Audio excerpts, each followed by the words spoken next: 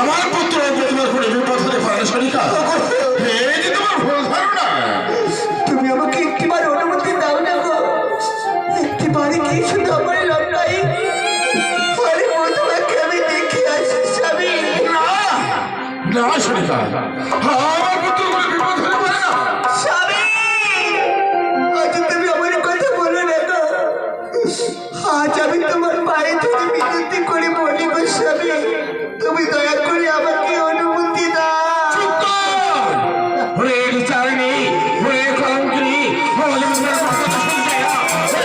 আমার চোখের সামনে নেই।